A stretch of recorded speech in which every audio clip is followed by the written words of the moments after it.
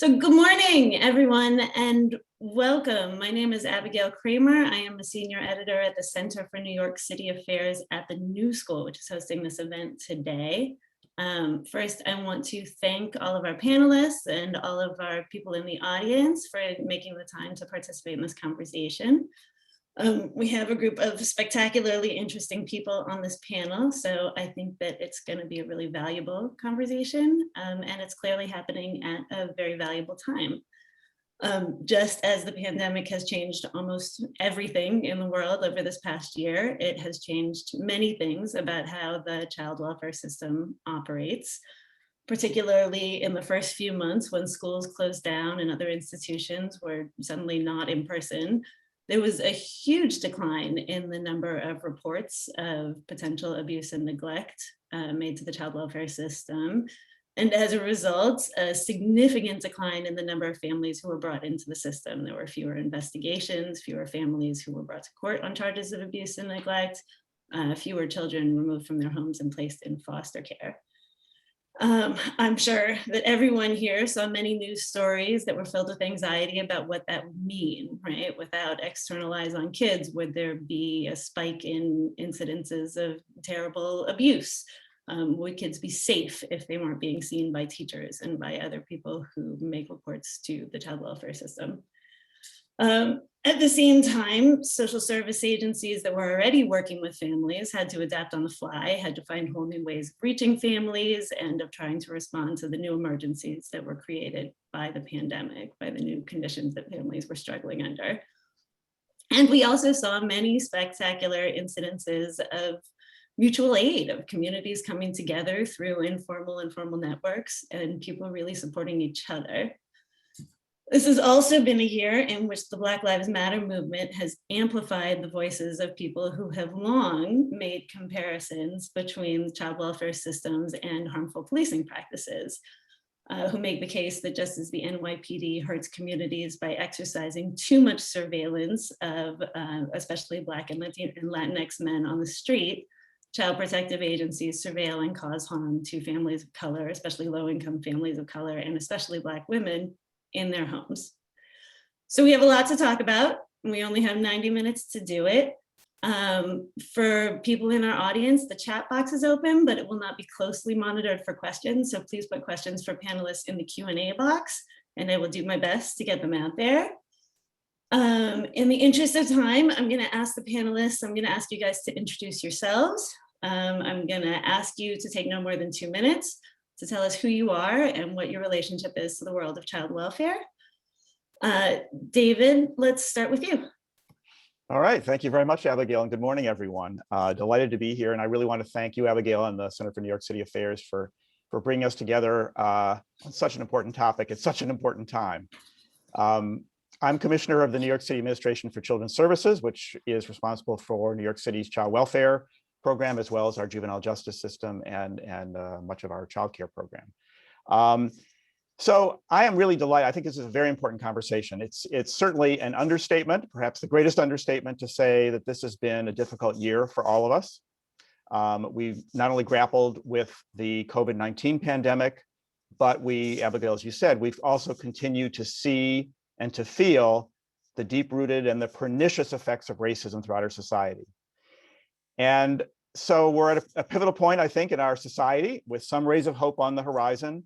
And I think we're also at a pivotal point for New York City's child welfare system. And so I'm really looking forward to the conversation this morning, because I think that there are 3 really key opportunities before us where we can use what we've learned from the COVID crisis to better serve children and families. Let me just say quickly what they are, and then I'm sure we'll come back to all of them in the conversation. First, Abigail, as you just mentioned, we saw a dramatic reduction at the beginning of the pandemic in abuse and neglect reports to the state central registry. Now they've returned closer to normal recently, not back to normal completely, so they're still somewhat below historical levels. But I think what we did was to adapt the child welfare system during this period to maintain child safety. And I think we can really learn from that experience. I think we can continue to reduce unnecessary intrusiveness of child welfare investigations on families when they're not needed to keep children safe. We're trying to do that at ACS. through aggressive efforts to reduce unnecessary SCR reports from mandated reporters. We're doing that by trying to refocus our interactions with families when we can away from investigations toward collaboration through our CARES program I'll talk about. And we're doing it by trying to invest in communities to deliver services with families at an earlier point. Second thing I say, which I think is a real opportunity, is that the pandemic has underscored what I think we all already knew. And that is what families need most is concrete support and services to address poverty and its related impacts. And I think that highlights the importance of our continued focus on having a full spectrum of preventive services, providing to families what they need when they need it.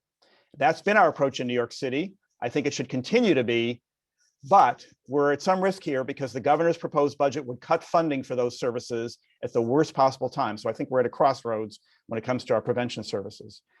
And third, the stark illustration that we've seen in our society of racial inequity exacerbated by the health impacts of COVID, I think that demands that we acknowledge and we address those racial inequities as they've historically existed in our child welfare system and as they continue to exist today.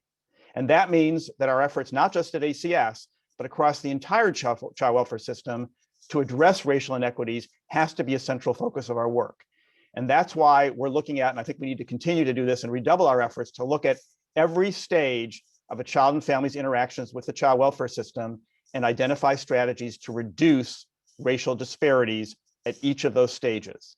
I think our goal has to be to establish an equitable system in which a child or a family's race, ethnicity, gender or gender identity, sexual orientation, or other characteristics do not predict how they fare. So these are big challenges, but I think that by listening to each other and especially by listening to the voices of youth and parents who've had lived experience in this child welfare system, I'm confident we can make the right choices, and I think we can do a better job of serving children and families. And I'm looking forward to the conversation this morning. Thanks very much. All right, thanks, David. Shonda, would you go next, please? Good morning, I'm Sharonda Sullivanoff. I'm a parent ally, which here in Washington State is how we refer to parents that have navigated child welfare. I'm a kinship caregiver, and I'm the Director of Public Policies for Children's Home Society, who has taken a bold approach to systemic racism and really wanting to look at poverty-related issues. What brings me here today really is just humanity, right? I'm just a person who says right is right, wrong is wrong, and really wanting to uplift each and every one of us, whether that be in our low points or high points, but that each one of us is here really to serve one another. And so I'm here to be of service to my fellows in any way, shape, or form as the universe deems necessary, which today it said, get up at 6 o'clock. Thank you. You're appreciated. Jeremy, would you introduce yourself, please? Good morning. I'm Jeremy Kahumban, the president and CEO of the Children's Village and the president of Harlem Dowling. We are two organizations established in the early to mid 1800s. We have spent the last 2 decades really rethinking our work and focusing in 3 areas: juvenile justice, child welfare, and immigration. And in each of these 3 areas, our primary objective is to get kids away from institutions and family separation back to people who love them and love them implicitly. We call it unconditional belonging. We don't believe that kids are safer with strangers. We actually believe that most of our children should be with family, and that's the right place for them. We also focus on community building, everything from affordable housing to whatever else a community needs. And we are most interested in figuring out what works at scale. We have a lot of stories of things that have worked for 1 or 2, but we are most interested in really understanding what things really work well for families and work at scale. Thank you. Halima, would you mind going next? Hi, everyone. My name is Halima Washington, and I am a Black woman, a direct descendant of enslaved Africans and Indigenous peoples here in the Americas. I am a survivor of multiple systems designed to dehumanize and eventually kill me.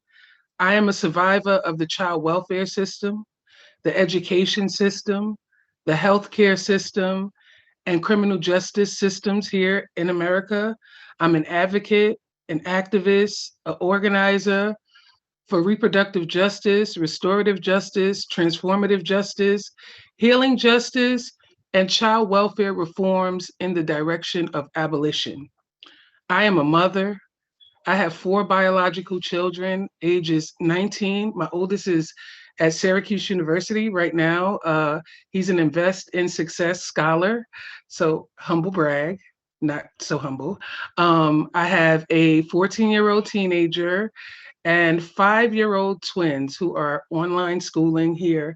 So if I have to turn my camera off, that's what's happening. I'm also a community mother. I am a mother who has had to mother myself and other marginalized people in my community. I identify as a person on the margins. I live in the poorest congressional district in the country, here in the Bronx. The Bronx is a birthplace of resistance, of radical joy and radical love. I am resistance, I am radical joy, I am radical love, and I am mothering on the margins. I am happy to be here with you all today to talk about the future of child welfare, divest from child welfare and invest in community-led solutions, and abolish New York City ACS. That's what my shirt says. Some caseworkers, some cops are called caseworkers. Abolish New York City ACS. And with that, I am complete and will pass it. Jess, good luck following that introduction. Please do. My honor, my honor. Hi, I'm Jess Danhauser. I'm the CEO of Graham Windham. We work in the Bronx, Brooklyn, and in Harlem. We run community centers, after-school programs, family enrichment center. We serve about 700 families with family support services and operate foster care. I'm interested in being on this panel to think about where we are headed as a solution to for families who are struggling, who need support. I think we need to focus on how we build trust, how we equalize power, and make services available that parents deem helpful. I'm most proud of our work at Graham Windham, that work that is grounded in the wisdom of our kids and families through our roundtables and many other forums. So I'm delighted to be here and look forward to the conversation. Fantastic. And John, will you please introduce yourself? Yeah. Hi, my name's John Robertson. I'm an old white man, and I teach at the Columbia University School of Social Work. So I have been working around and teaching with the child welfare system, both at Columbia and at Hunter, and before that at WashU in St. Louis. I'm also have been living and working in the East End of Bushwick for the last 40 years, and have been interacting with families that have been coping with the child welfare system. These days I'm active in the Parent Legislative Action Network plan that's working on a series of bills in Albany to reform or to undo child welfare. And I come to the panel very skeptical that the institutional structures that have been built over the last 150 years have the capacity to respond to neighborhoods and people in the neighborhoods. So that's a opening comment. Thank you. Thank you to all of you. So I really want to kick off this conversation in the context of what child welfare means for families it touches directly, for families who know what it is to be reported, who know what it is to be investigated, who know what it is to be involved in systems and SAM mandated services. Obviously that looks and feels different for different people, but I do want to start by handing the conversation over to you, Halima, to talk about your experiences with the child welfare system and your becoming as an activist and an advocate. So I'll give the floor to you. Thank you, Abigail. So I had to sit up. So my story begins actually a long time ago, even before I was born, with my involvement with child welfare. And I say that to help people understand how long child welfare has been involved in my life, even before I was born. But the most recent incident occurred a couple of years ago. I told you I have 5-year-old twins. One of them has asthma, and he was experiencing an asthma attack, and I took him to the hospital. In the ambulance, we went to Lincoln Hospital, where he was admitted to the pediatric ICU for asthma. I did not like the treatment that he was being given in the hospital, and so I requested for him to be removed or transferred to another hospital. During this time, I was also working very heavily with the Department of Health, and the community engagement group around New York City standards for respectful care while birthing. I don't know if folks are familiar with that, but that is a document basically outlining people's human rights while being treated in the hospital. And so as a person that was very instrumental in crafting that document, I'm very much aware of what my rights are in regards to when I go to the hospital. And so I spoke up for myself. And I requested for my child to be transferred. And instead of having my child transferred, what happened was ACS report was called in on me. I'm in the pediatric ICU at Lincoln Hospital with my child. 1 o'clock in the morning, maybe 1 or 2 o'clock in the morning, I received a call from home from my partner informing me that ACS was at my door and in my house, waking my children up out of their sleep to be strip searched, looking for bruises and marks because a call was reported stating that I was negligent or trying to leave the hospital against medical advice. Anyone who knows anything about Lincoln Hospital and being in pediatric ICU, you have to be buzzed in and out of that space in order to get in there. So I wasn't near the doors. I wasn't nowhere near anything. When I found this out, I was enraged, rightfully so, and I requested to speak to someone in charge. What I was met with was 6 security guards coming to the pediatric unit to tell me to calm down. Because of my activism and advocacy and organizing, I'm very connected to lots of lawyers. And so I called a lawyer immediately to ask what I should do. And I was told that I need to speak to the administrator on duty. Once I requested to speak to the administrator on duty, it seemed as though everyone backed off. And the only thing that I could think of is, what about all of the women that have experienced this, or all of the families that have experienced something similar to this? And instead of, having a lawyer on speed dial,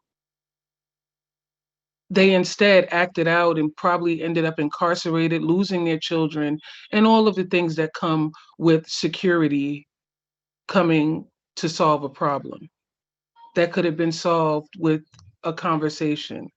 When the administrator on duty came to speak to me, that administrator basically told me that if I have nothing to worry about, that the investigation was still going to happen. There was nothing that they could do. So for 60 days, ACS was in and out of inside of my life, the intimate details of my life, the intimate details of my community care network.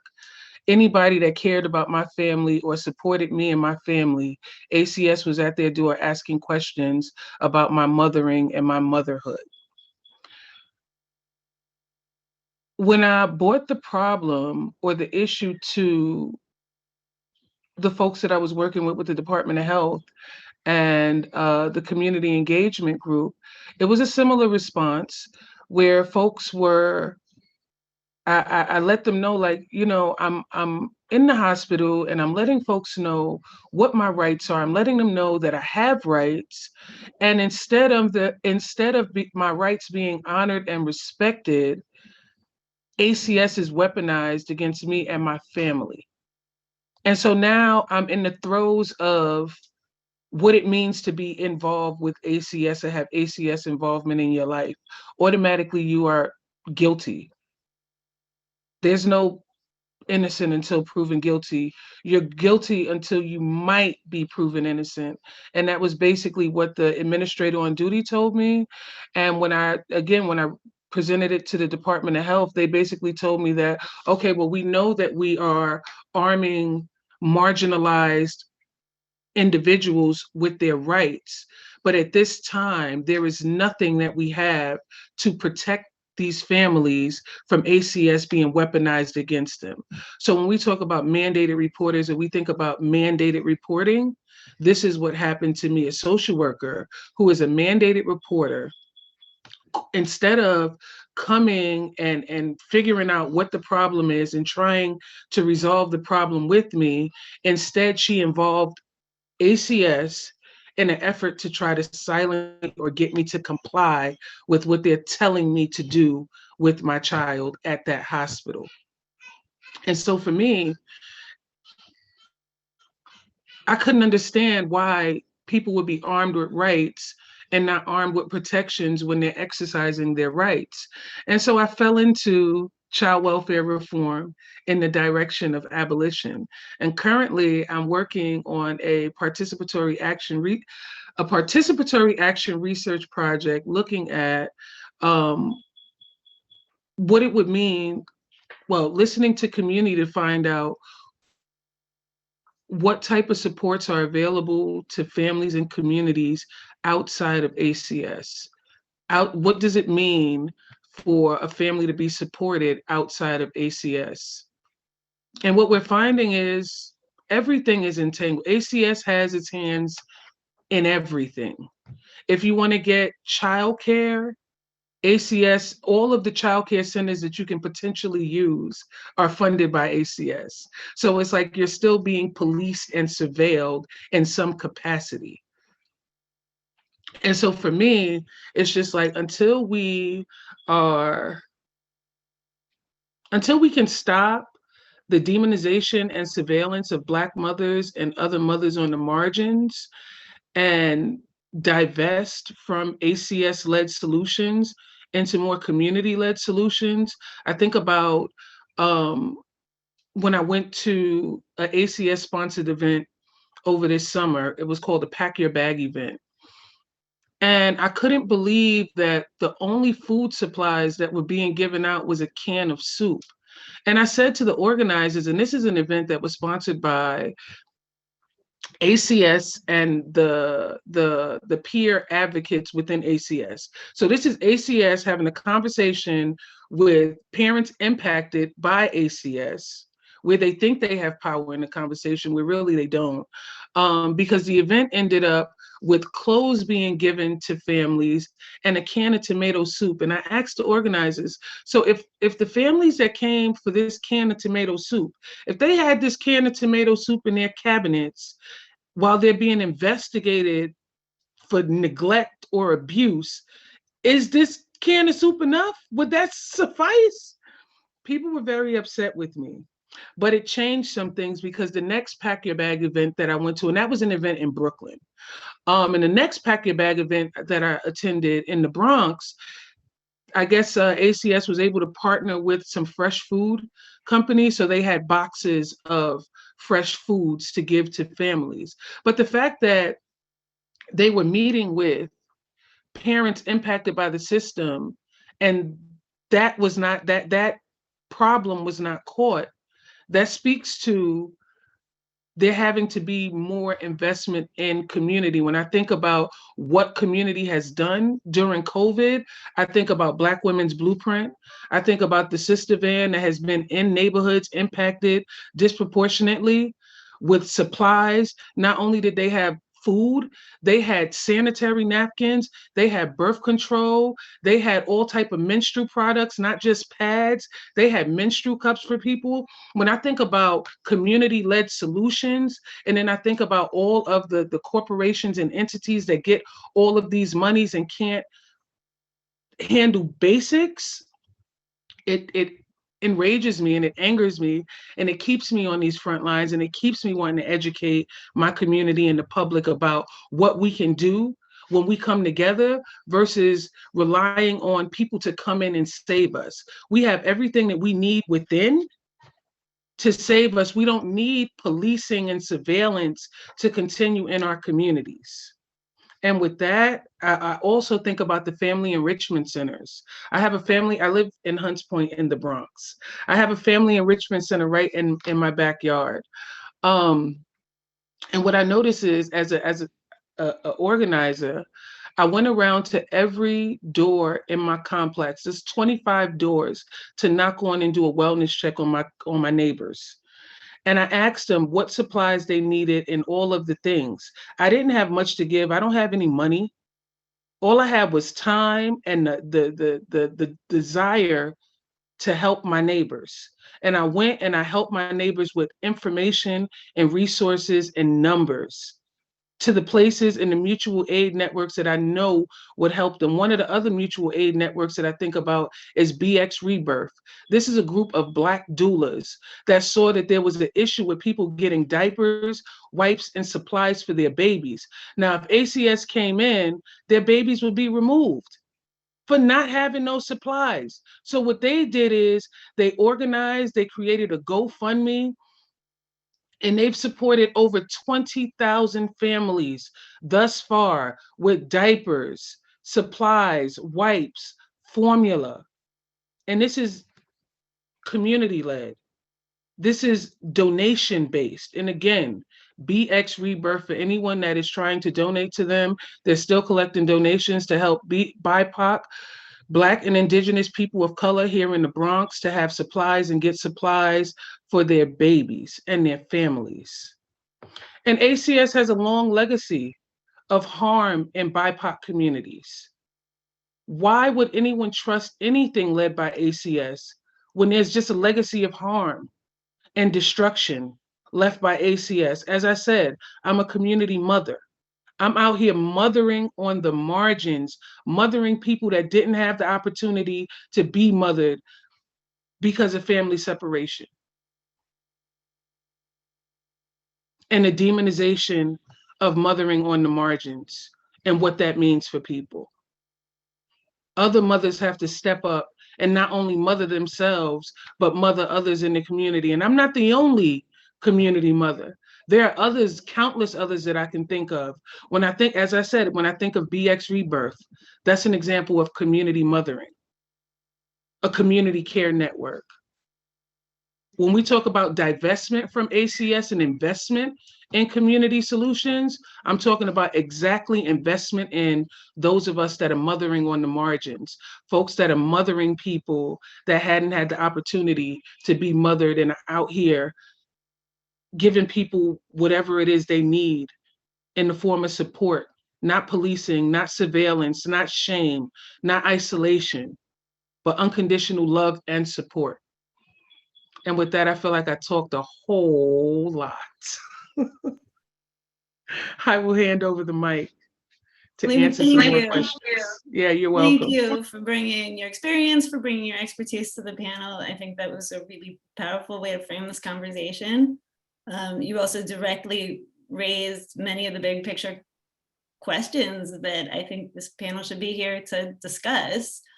I'll throw out a couple of big ones, right? One is this relationship or conflict or question of perception between surveillance and support. It's obviously a very complicated thing for the agency that has the power to investigate families, has the power to lead to their children being removed from them, to also be the agency that is trying to provide support. So I'd like to, ask the panel to discuss that. And this other big question of what does meaningful support for families look like? Where should it be coming from? Where do we need to invest as a society, as a city, in order to make that kind of support happen? Just to throw out. Did I jump in? I want to throw out a definition before we start this conversation, because I assume that we were going to be talking about sort of formal ACS funded preventive services. And since we might have audience members who don't necessarily know that term, just want to define it. So preventive services are programs that are funded through contracts with ACS, provided by social service agencies, including the ones headed by Jeremy and by Jess. They include programs like addiction treatment, therapy, parenting, education, which are intended to address problems that are typically identified by ACS in the process of an investigation. Preventive services are technically available to families who have not been subject to an ACS investigation, but I think it's usually about 75% of families come to preventive services through an ACS referral.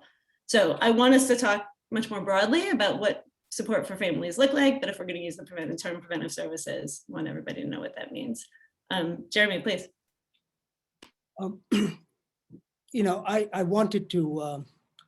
I wanted to give an insider's perspective to what Halima spoke about. I came into this work at a time when we had about 45,000 children separated from their families in New York City alone. And I see preventive services as an interim step to get into where we need to be. But let me kind of end my comments here by just talking to what Halima said, which is incredibly powerful, right? So as an insider, somebody that has served on the inside of child welfare, what I have long seen is that despite our best intentions, we have a long history of stripping our family of their dignity, their confidence, their identity. Again, despite our best intentions, and I'm part of the system, so I'm talking about my work, right? We separate them from their aspirations for their children. And we often do this in full view of their children. And thereby we inflict lifelong damage on their children's view of their parents and those children's opinions of themselves as they grow up to be parents. It's something that would never happen to me, to my wife, and to our children. But it happens to people we target. And I think we need to keep that front and center, because Halima starting off with that, we can't go too far away from that. This is how people feel. This is what happens. And this is not about, a parent that is abused or killed. I saw some comments. There are bad things that happen to some children, but the vast majority of our children are not in the hands of abusive parents. They're not in the hands of parents that are out to kill them. But they're in the hands of people that we don't respect, that we don't believe in, that we have segregated and isolated and created these terrible structures around them. So I think Halima's biggest mistake that day, as she admitted, was that she dared to ask for something else. She dared to ask for something else. And she could have lost everything that day.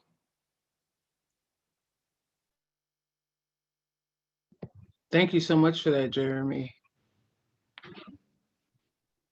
Yeah, And it's true. It is true. I could have lost everything. I'll just add, first of all, I just want to say thank you, Halima, for sharing your truth and your story with everyone here. And what strikes me about, there's so many things that strike me about it. But, first of all, I just want to say that, when people make those calls, what they do is that they decide that there's a problem and that ACS is a solution. And it's not, for a multitude of reasons. And I think that, we've gotten away from who we are as people and what we have to give to one another. And you know, for me, you know, we look for the problems, but we don't look for the solutions. And there's so many solutions in community. There's so many solutions with people. If we just got a little bit more targeted in the way we saw ourselves in this, because we actually are far more the solution for each other than these outside agencies. I think that, you know, we come from this place of hand it off to someone else, and I've done my work. You know, when you really want to support communities and you want to really support parents, there's a little bit of work inside of that. When you want to really be a part of racist practice, there's some work involved in that. You can't just pass things off.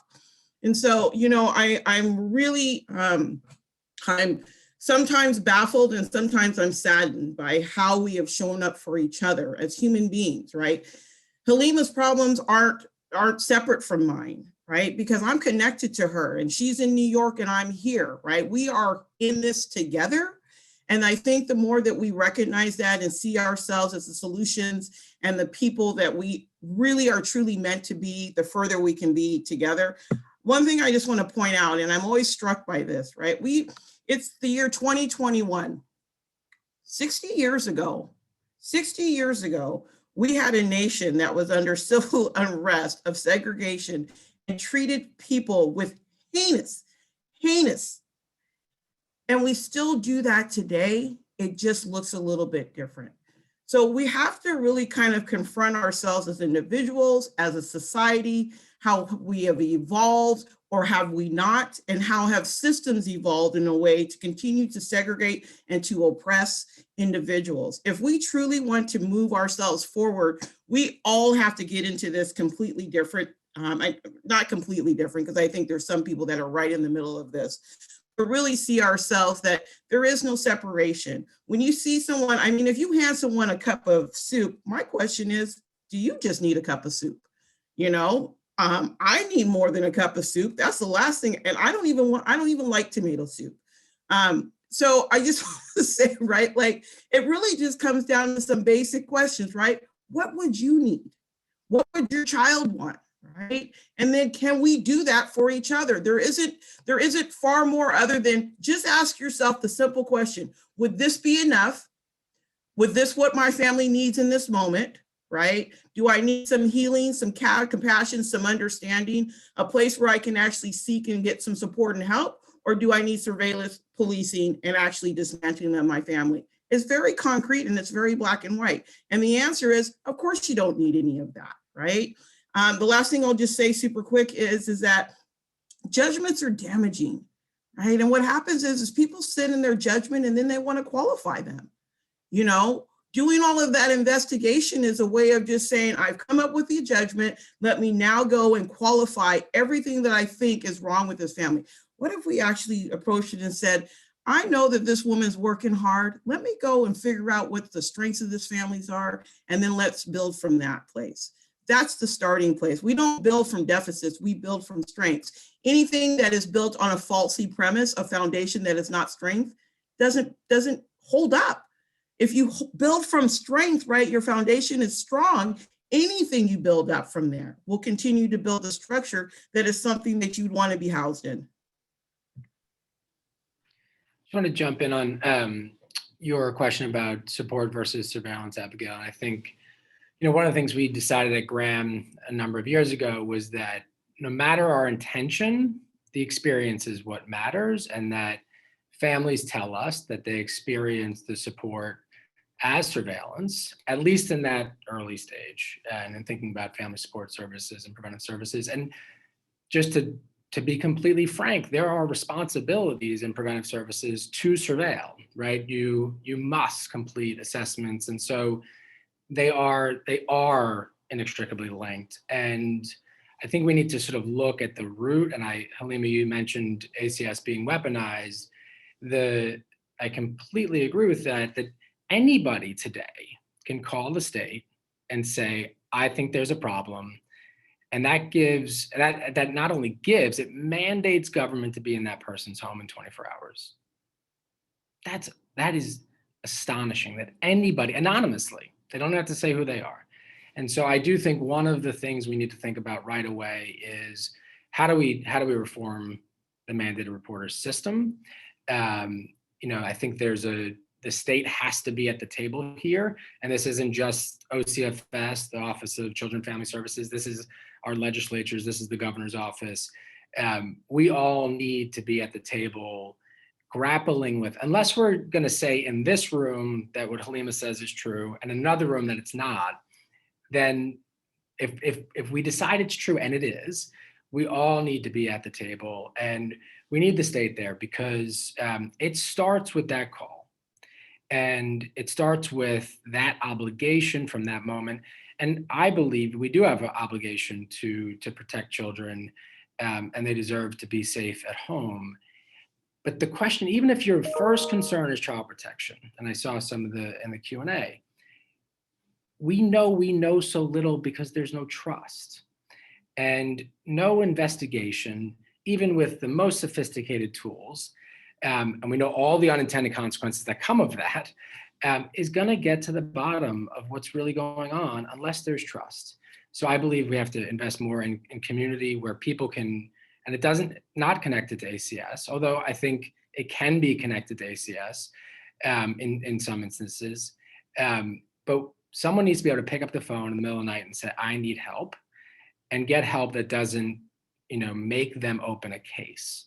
Too many, and where does that go back to? It goes back to the state again. So the child welfare reimbursement, which has been really, really important in reducing family separation, but mandates surveillance, right? It mandates for that reimbursement that we declare that this family is at imminent risk of foster care. It mandates for reimbursement that it's in-home family services, not the services that families are saying they want in the first instance. And so I really hope that we can bring the state to the table to have conversations about how to reform the system, build trust, and put power back in the hands of the families. And I think New York is a leader around institutional representation for parents. And I think it's time to go further to make sure that the same way that Halima was able to call a lawyer, a parent can call a lawyer. Not because, not to create situations where ACS can't see families. It's to create situations where there's equal power. And by doing that, we will, I believe, support families better and protect children better. You're absolutely right, Jess. New York is a leader in terms of like parents getting things done and folks in New York getting things done. One of the things that I was thinking about is the ways in which child welfare hasn't reckoned with their harmful history. Like they haven't reckoned with it. They haven't taken accountability for that history. They haven't done, like when I think about who has taken accountability and there has been a reckoning, I think about Planned Parenthood. I think about the ugly history of Planned Parenthood and the fact that, the history is that it's a eugenics movement. It was a eugenics movement.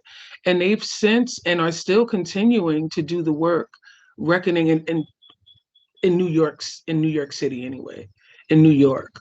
Planned Parenthood held a Reviving Radical where they reckon with their ugly history, and they've done a series of workshops in communities most impacted or BIPOC communities. And it wasn't just, it was the reckoning of the ugly history, and then also giving the people in the community that were impacted the leadership in the reckoning. That's not something that can be led by people that haven't experienced the harms or the legacy of harm, and then be in a space to tell people what is acceptable and what is not acceptable in terms of accountability. It has to be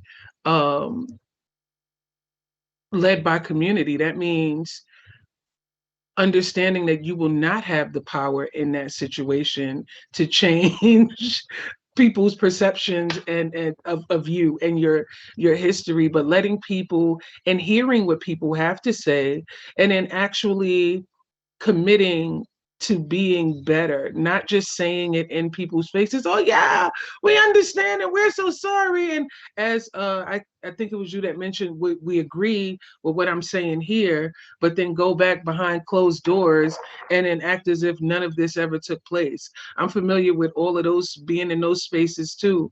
I told you I do a lot of activism and advocacy and organizing here in New York City. So I'm very, very familiar with sitting at the table and people nodding and agreeing, and people telling their stories and everyone listening and being appalled that this could be happening, and then go back behind closed doors and be like, yeah, we're just going to continue the surveillance. We're going to continue to invest in, continuing this legacy of harm in these communities. And, maybe the next person that takes over can take up the charge. But right now, I'm not going to be the one to do it. I mean, I can go through the motions of doing it, and I'm really good at that.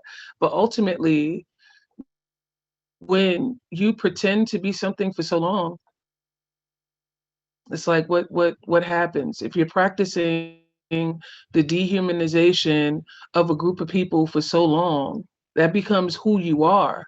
And that's what child welfare has done. It has practiced the dehumanization of BIPOC communities forever, since its inception. And it's like, if you started that way and you've been practicing this for that long, it's going to take just as long to stop. So the foundations are crappy. And we're going to have to build a whole new foundation. And that's going to take people understanding, like, this is not a personal attack on me. And sometimes it is a personal attack on you and your politics. If your politics are to continue to dehumanize people, then yes, it is an attack on you and your politics. So you can take it personal. But in terms of systems, they've been practicing the dehumanization of people. All of the systems that I mentioned that I'm a survivor of has been practicing the dehumanization of BIPOC communities forever. I think back to colonization, it's based in the belief that one person is superior than the other. And it's just the same thing within child welfare. You give people a little bit of power, and they use that to strip away the power of other people and their families. And just as you said, just right in front of their children. It's like you're having all of these things happen, people's humanity being stripped, and they're being policed, and all of these things right in front of their children. Their children are seeing this as a norm. Like the fact ACS involvement has been normalized in communities of color. That's not okay. When you think about your community or the community that you come from, is ACS involvement a normal thing? No.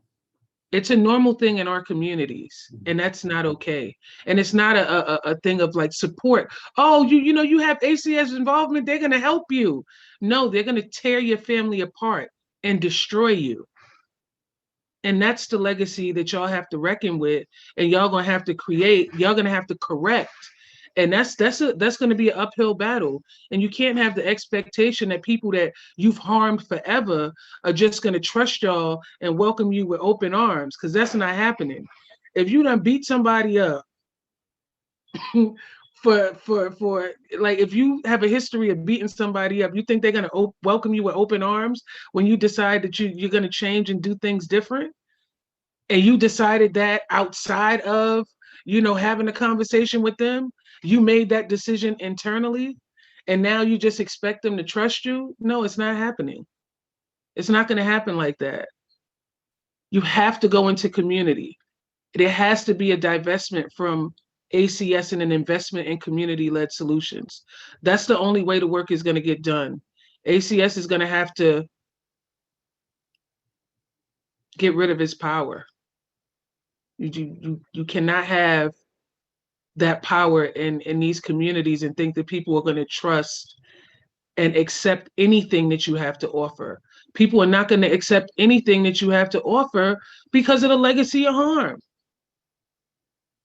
And until you've taken accountability and have reckoned with that, it doesn't make sense to continue to invest in preventative services. People are not going to accept that, not from the abusive person or entity that it's coming from.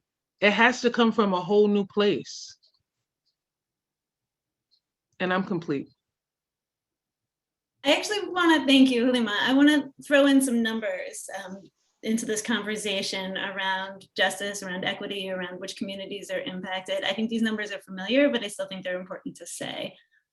So when we look year after year at where the vast majority of ACS investigations take place, they are in the neighborhoods in New York City that are both the lowest income and that have the highest percentage of Black and Latinx residents. Black children make up more than 40% of all kids who are involved in ACS investigation, and this is from data that ACS released from 2019 as part of their equity analysis. So it's 40% of all kids involved in ACS investigations, though Black children make up just 23% of the child population in New York City. Cumulatively, Black and Latinx kids make up 97% of children who are in foster care. And we know that 70% of approximately of investigations each year are based on allegations of either neglect or educational neglect rather than abuse. And so many people will make the case that a lot of those investigations have a great deal to do with poverty. We also know that approximately 25,000 of those reports are found to be not indicated or not based on even what exists, the very low standard that exists right now, some credible evidence of neglect or abuse. So we're talking about a lot of families from a very small number of communities who are pulled into these investigations that many families do experience as very intrusive, as being policing of their lives, as being surveillance, as a loss of privacy, a loss of right of people to raise their children. Beyond the data, we know, everybody on this panel knows that people in white and middle class communities are not afraid of ACS. ACS is all but invisible in those places, while it is very present in the small number of communities that experience the investigations.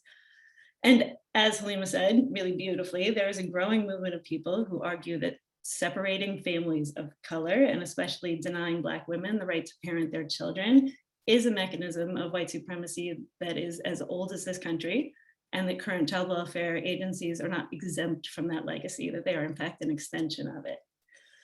Obviously, there are a lot of people who have a lot of different frames for this work in this world. But David, I really do want to put this to you. I know that you have written about this topic, you've spoken about it.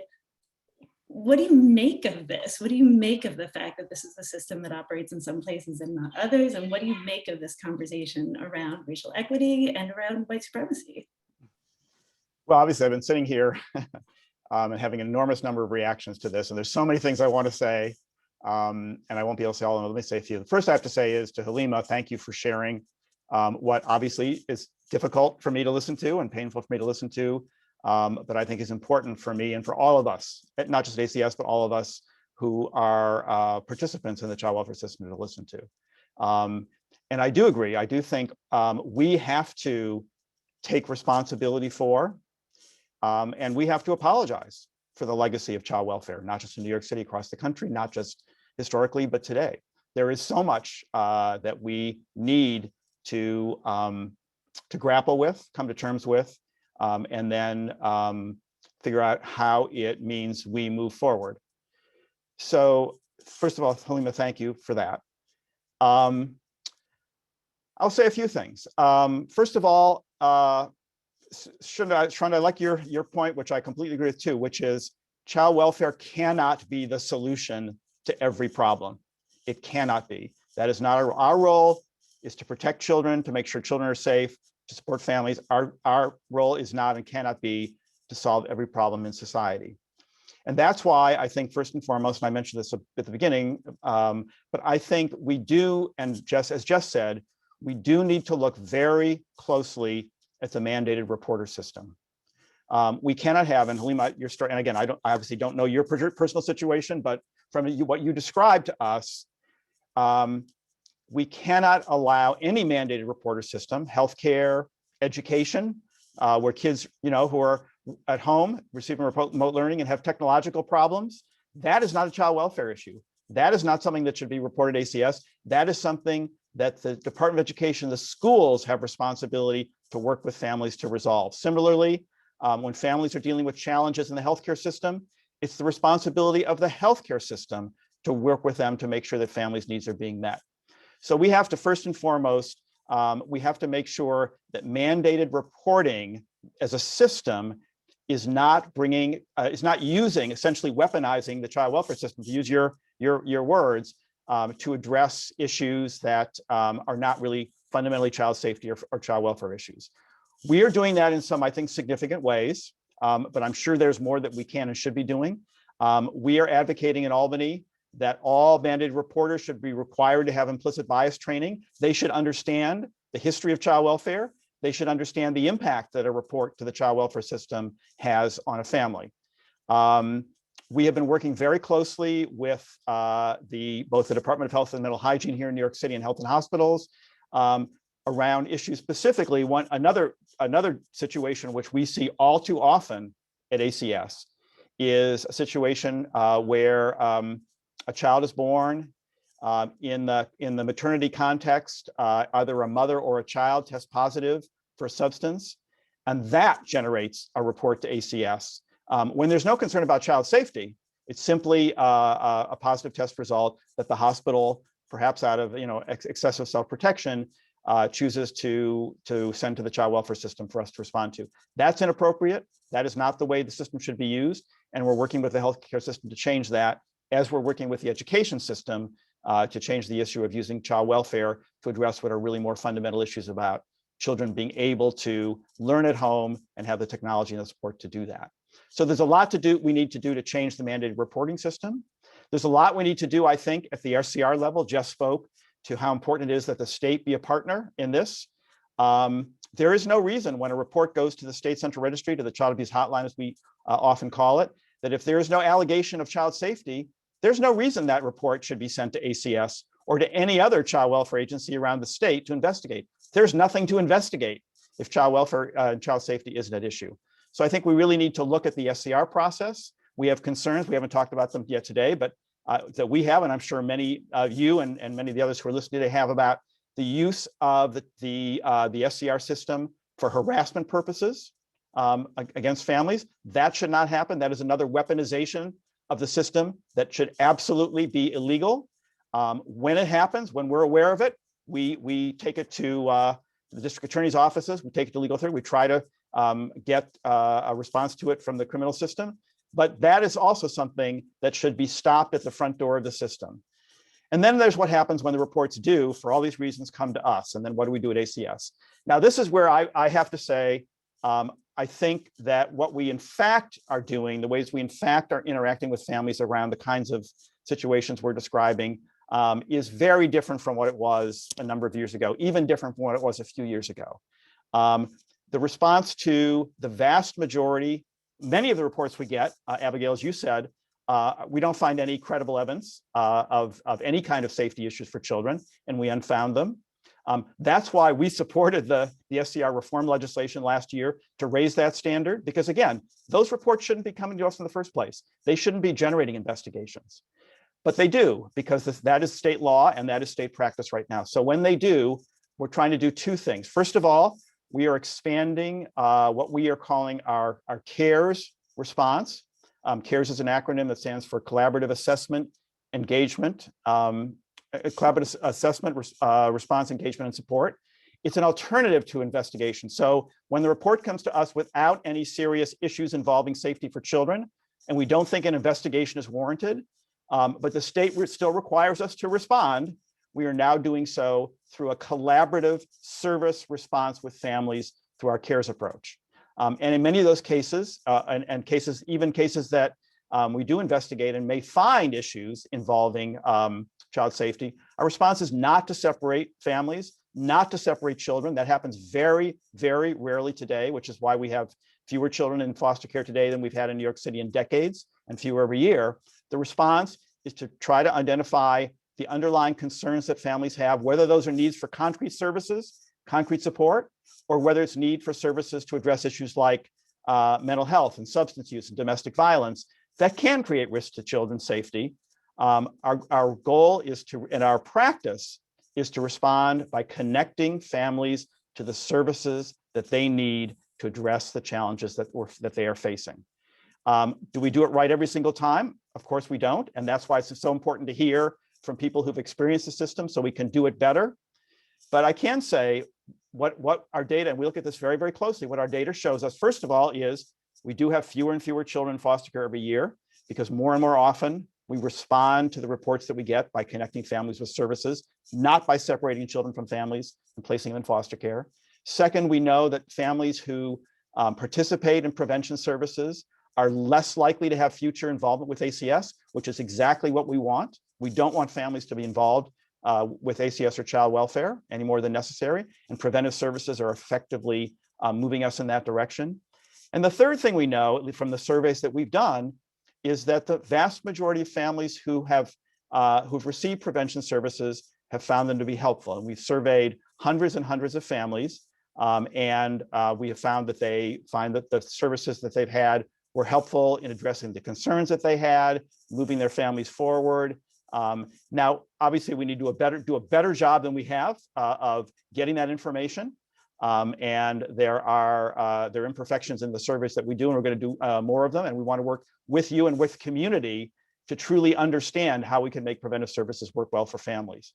But we do know that they have moved the system away in the vast majority of cases from family separation towards family services and a family services response. That's what we need to continue to do. And that's certainly what I'm committed to do. And I think what all of us at ACS are committed to do, but we can only do it in partnership with and listening to the voices of community and the voices of those who've been affected. Thanks, David. Preventative services is still surveillance, though. Preventative services is still surveillance, though, and it's coming from, as I said, the abusive partner or the abusive person in your community. It's like people are not going to trust or accept the services. And I'm very familiar with the CASPAR program. I had some issues with that because it's like, if preventative services is first voluntary, and if somebody decides, oh wait, I don't want to do the CASPAR program, then they go down the investigation track. But then the other piece is, why is it ACS is doing the investigation? So you're basically still being investigated, but the only difference is that instead of having your children removed, maybe you'll get the services that you need if you're able to do those services. But if you're not able to do those services, then you still end up with separation issues or being separated from your family. And as I said, why can't another, again, I say divestment from ACS and investment into community-led solutions. There are plenty of nonprofit organizations or other community-led organizations out here that are doing the work to support families and give people the support that they need without involving ACS. So it would be ACS's job to find out who those organizations are and have the conversations with them, because obviously having the conversations with the impacted parents that you have been having the conversations with is not yielding the results that you're hoping to yield, because families are continuing to be harmed. So I think that it's going to take a different approach to finding out how you actually support community, or actually listening to the parent advocates that you have. Like actually listening to them, not presenting them with options, having them pick those options, and then you already had in mind what you wanted to do, and then you proceed with doing that and say that this is something that was informed by community. Because as I said, I've been doing this organizing activism and advocacy here in New York City, watching and experiencing all of these things happen, where again, people will sit at the table and say all of these things and present all of these approaches or the work that they have been doing. And it's like, it's continuing the harm in these communities, and you're not really talking to or listening to community. It's you're going in there with your own ideas of what community needs. You tell them what they need, you present that, and then community tells you, this is not what we wanted. You silence them, and then you told, oh, well, this is something that was informed by community or informed by impacted parents. And it's like, no, that's not what we're talking about. When folks were talking about reforms over the years, they were not talking about reforms that continued surveillance or continued the harm. It has been co-opted to continue the surveillance and to continue the harm. It's like you're not really listening to community. You don't intend to listen to community oftentimes, because it's like, well, maybe the next person can take on that task.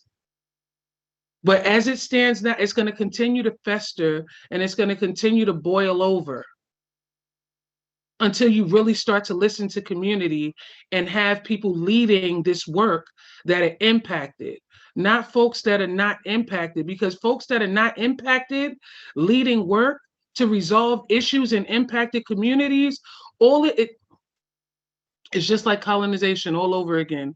It's gentrification. You come in there with your ideas of what a great neighborhood or great things are. You will have a meeting with the community to say, oh, well, these are the things that we think. What do you think? And if they don't agree, then you push them out or you silence them in some way, and then tote this thing, and you end up with the same results. People don't want it. Listen to what the people are asking you for. Listen to the communities that are impacted the most. Go into those communities, have the reckoning sessions and all of those things, and actually do the work that the people are requesting, not the work that you want to do, because ACS has the capacity to do the work. You have the money to do the work. If people that don't have the money and entities that don't have the money are doing the work to support families, why can't ACS? And again, I think of JMAC for Families that was out here during the pandemic, partnering with churches to provide food and supplies to shelters. Again, I think about Black Women's Blueprint. I think about BX Rebirth. And those are just some examples of the work that was community-led. And then I think of work that was led by institutions too. But with that, I'm complete. Thanks, Salima. I do want to throw those questions to the panel in just a second about like how does power shift, right? And what are the ways in which institutional players and community can support that shift of power in meaningful ways. I do want to ask a specific follow-up to David first. And sorry, I just want to say, John, I do want to hear from you. I know that you've been very involved in work on legislation that directly addresses that sort of shift of power. But I do want to ask this follow-up question first. David, so underlining the things that you said about differential responses, right? Trying to develop ways to approach or respond to reports that don't involve the traditional investigation track. Underlining what you said about the fact that the number of kids who are removed from their homes and placed in foster care continues to shrink every year, right? That response is in fact getting smaller, continues to get smaller. It's also, when you look at the data, clear that under your administration, both the number and the percentage of families who have cases filed against them in family court has increased significantly, as has the number of families who end up with court-ordered supervision. And just to define that term, in my understanding, it means that the court orders that families must participate in mandated services, and must accept sort of continued investigation and monitoring, right? So unannounced inspections of homes and other things that go along with a traditional investigation, often for very long periods of time. And I think typically long before there is what's called a fact finding, or the equivalent of a hearing in the court case where a judge actually decides on the facts of a case. So under the umbrella of this conversation about support versus surveillance, I'm wondering if you could just speak to the increase in that. Sure. Well, actually, I don't want to get into a data discussion here, but I think those numbers are wrong, Abigail. I actually think there were fewer requests for supervision last year than the year before, fewer families under supervision. I think the same was true from 2018 to 2019. So I actually think that number has been decreasing. But that you're right. Supervision obviously is sort of by definition surveillance, and our goal is to reduce the amount of court involvement to the lowest level we possibly can. We obviously have reduced court involvement involving remands for children in foster care as those numbers have been going down, and we similarly want to reduce court involvement that involves any kind of supervision with families. And let me talk about a major step that we've taken in that direction just in the last year or so. Last year, we haven't actually talked about this, but middle of last year, we actually put in place a new portfolio of community-based prevention services through a new set of provider organizations like those that Jess and Jeremy run, and about 40 or 50 others across the city. And in doing that, we actually, based on what we had learned about how we can better serve families, based on what we learned about how we can reduce intrusive interactions with families, we made a number of changes to the prevention system. We, for the first time, have required that race equity be a focus of all of our preventive providers. We made a requirement that the preventive services be designed by our community-based providers with greater involvement of family voice and choice, which has certainly been talked about a lot this morning and I think is extremely important. And we also wanted to make sure that all of our models of preventive services were available to all families across the city. And so they now are. And all of our preventive services are responsible for both meeting families' concrete needs, whether that's food, whether that's childcare, whatever it might be, as well as addressing other kinds of challenges that families are facing. But the other thing that we're doing is, because we do want to keep cases out of court as much as possible, we are working with our preventive providers to begin their involvement with families at an earlier possible stage, so that where in earlier years we might have felt that in order to keep a child safe, we had to seek court involvement in order to make sure that a family participated in services, for example. We're now engaging with preventive services more quickly, earlier in the process, as a way of avoiding having to go to court altogether.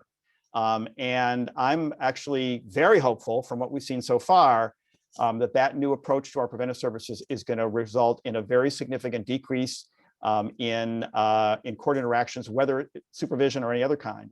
The courts, of course, also have been very restricted in terms of access since COVID started. And so we've had to work outside the court system to reunify children from foster care with their families, to connect families with services, a whole range of things. But I think, again, as I sort of said at the beginning of the program, I think that's one of the lessons we've learned during COVID. We learned it because we had to, but I think it's taught us that we can actually do better. We can actually better serve families, and we can actually reduce the intrusiveness of the family court system, and in particular, the court system with families, by continuing in those directions. So I think there's a lot of better work we can do in that regard. Abigail, in response to your question. I just want to throw out a clarification on the data. According to my analysis of ACS numbers, number and percentage of families brought to court and who end up under court-ordered supervision has indeed gone down from the high that it hit in fiscal year 2018, but still remains significantly higher than in the years previous to your administration. So significantly higher than, say, fiscal years 15 and 16. But yes, those numbers have come down from their high 2 years ago. So I do want to open up to the rest of the panel. John, we haven't heard from you. I know you're doing really interesting work on legislation. Sharonda, we barely heard from you. We are very close to running out of time. Let me So we came here today to talk about prevention funding and prevention funding in the legislature. So there's both federal and state prevention funding money that comes down. And I think what we're hearing here is that prevention cannot be done by the organization that does surveillance and pressure. It needs to be spun off to another agency, and that agency needs to be shaped by parents. So organizations take on their own life. ACS has really wonderful people working for them. I know them. But when you go to work in the system has an energy and a drive. And people get caught up in pensions, and they get caught up in health insurance, and they get caught up in all kinds of things. So wonderful people who sing in our church choir don't just despise what they do when they go to work, because they're caught up in this system. Now, I believe that there is a need for some residual child protective agency that is capturing a very small number of groups. But prevention cannot be done by that group. We really need to move out of it and to shift to some other way of approaching this. And Jeremy and Jess's organization can compete for funding from that organization, accountable to a different set of stakeholders and owners of what's happening. So that's, I want to say that about where we are, that if we put more money into the current prevention system, we will have mothers dragging themselves across town, having to figure out childcare to go to something that is really hard for them to sit through. And that's the story over and over and over again. So this separation needs to happen. Thanks. I'll just add, I mean, I think Halima and everyone's brought up really, really great points. But one of the things I just want to that really drew my attention was the voices of the people and how we value that and how we go and seek that, and if we really listen to that. And you know, Halima brought up that, you know, there's high concentration areas that have a lot of CPS referrals going in. And my question is really, what do those resources look like in those areas? You know, have we brought what the community members say that they need to those areas? You know, to John's point, you know, we need to have those resources housed in those communities so that people have easy access to those services needed. And really hearing what people have to say. I think that the United States particularly, and I'm just speaking, is that, you know, we don't value Black voices. and we have this way of saying, you know, we know what's better for you. That doesn't value who I am as a person. That doesn't value my mothering. That doesn't value who I say what my child needs or wants. And the more that we actually bring those voices, we have to listen to those voices, and then we need to be responsive to those voices. And so I say, you know, I don't live in New York, but, you know, I'll just say this. If you have the data that says that there's a lot of incidents in an area, then the obvious answer is that the resources need to flood that area. It's evident. And then the other issue is, and I'll just throw this out, you know, preventative services, you know, when I talk about prevention, I'm talking about poverty. And I'm talking about the wealth gap. I'm talking about housing, all of these things that actually put people in the purview of actual child welfare. People need money. They need the ability and accessibility to get to money. They need their backgrounds not to continuously, you know, be impeding their ability to get to money. So, you know, all of these are consequences, but the cause is poverty. And the United States does not want to have that conversation. And it's child welfare is a pathway to all of these other disparate outcomes for families, particularly families of color. So preventative services for me is really rooted in how do we address the poverty and the wealth gap here in the United States and the consequences to our children. If we truly care about children, like we say we do, we truly care about children than we say we do, then we create a future that is promising for them. And child welfare is not a promising future for children. It creates catastrophic consequences for them. And we know that. We have the data to prove that. And we have a lot of information that tells us exactly what's happening for children that enter foster care. So we need no longer, you know, sit there and say we're doing something good for children, because we're not. not for the vast majority of them. There are some, but it's not the massive sweep that happens. And if we really want to put children in the center, then we have to put their parents, because when you serve their parents, we serve children. So can we do a lightning round? I just want to jump on that, right? A couple of quick points. First, boy, it's easy to criticize those that stand in leadership on these issues. So Commissioner Hansel, thank you. It's easy to talk about change, but it takes people with spine to actually stay in the change, to focus on pragmatic results and take the risk of getting it wrong. And we need to remember that. The second is, when I spoke earlier, I said prevention to me is an interim. I was here when we had 45,000 children in the system. I just came into the work. I know where we've gotten. When I look at the future, I think there are three things we need to focus on. The first is the recognition, right? The communities where our kids are separated are intentionally created to be segregated and broken. I mean, we've created those communities and created those structures. So we build wealth. I mean, good housing and home ownership, not just affordable housing, good housing and home ownership. Safe places for our children. I mean, most of the communities we serve don't have safe spaces for our children. And then the third is good schools. That's what replaces prevention in the future, in my thinking. I want to just piggyback off of what everyone else has said. And so basically, ACS needs to take accountability for its harmful legacy and to be sowing seeds of equity instead of the demonizing of Black motherhood and motherhood on the margins. So sowing seeds of equity and taking accountability for its harmful history. So to the point of accountability, I'll offer one, which is when I was at ACS after the death of Nix Mary Brown, one of the things that we did was, that was a big mistake in retrospect, was to mandate a very specific number of days missed for school that schools had to call in a case. And so that sort of led to a major influx of cases called in schools, and it was a bad idea.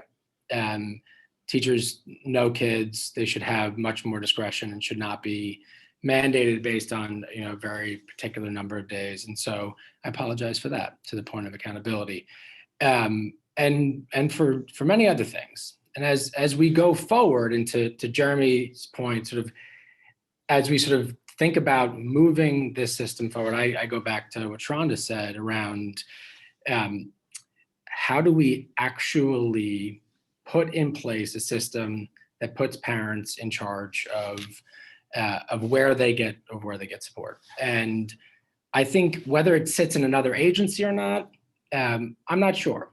But for those of us who want to continue to do that work, I do think that we need to find a way, just like you can purchase from where you want to purchase from, that families can choose. So if I say to you, I think Graham Wyndham's doing a job that protects families, that meets their needs, that's listening to them, then families should get to choose. And if I'm wrong, they can walk out the door and we lose funding. And I think we need to think about how we not only reform the systems, as I was saying earlier, that lead to families being connected to the system, and let's open up those funding streams, not to be after some judgment or diagnosis that there's some imminent risk of harm, but really deeply into communities and give parents the choice of where they get that support.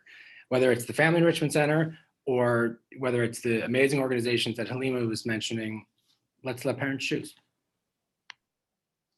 Thanks, Jess. It is 10:58. So I want to just take a moment to extend a really deep and genuine thanks to all of the panelists here. I think that it took real courage for everybody on this panel to show up today, knowing that it might be a very difficult and challenging conversation. So I really want to thank you for your time, for your integrity, for your participation. I also want to acknowledge that I completely failed to keep my promise as a moderator to include questions from the audience. We've had a really active chat and a somewhat active Q&A box. And I just want to say that there were more than one question about what about the kids who are actually in danger in their homes or unsafe in their homes, and what is the appropriate systemic response for those kids. We didn't get to that question. We also didn't talk about proposed legislation that in some cases does aim to shift power into the hands of families and communities who are under investigation. So I didn't keep my promise on that. I hope that this will be a continued and ongoing conversation. And again, thank you so much for being here. Thanks to the audience for being really active and engaged, as far as I can see on the chat.